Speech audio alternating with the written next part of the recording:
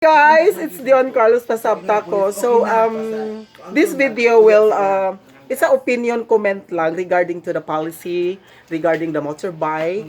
So, I just heard this from my neighbors here ba.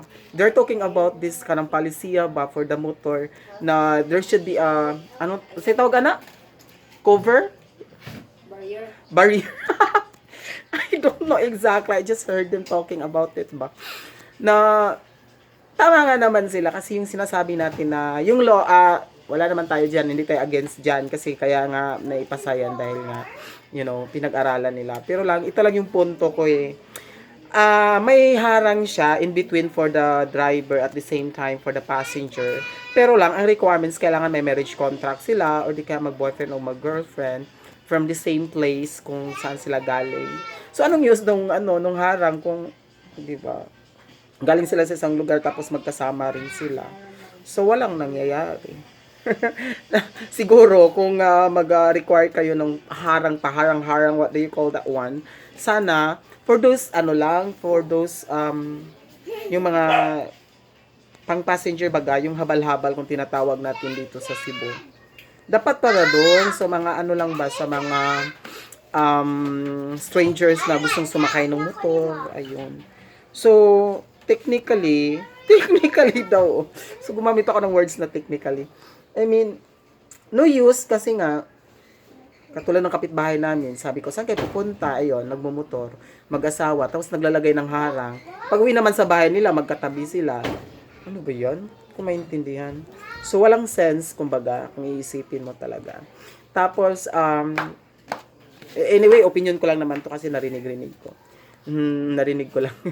So, nagpalabas lang naman ng opinion. Tapos sabi nila, pag pwede na, pero kailangan mag-shota or ganire. Tapos galing sa isang address nga. Wala pa rin news, di ba? So, kung kakailangan ninyo yung harang, supposedly, dapat implemented to those who are, habal-habal, yung nagpipick up ng mga passengers along the street. Yung ganon. Tama ba naman yung kaibigan ko pumunta ng South tapos hiningan sila ng marriage contract kung mag-asawa ba talaga sila. Tapos kailangan may harang pa. Ano 'yun? 'Di ba? Walang sense. Pero naman ako, bali I respect naman the law. Sa akin lang opinion ko lang naman 'to kung ba't ganon? Ano ba 'yan? Ayusin nga. 'Di ba? Diyos ko Lord.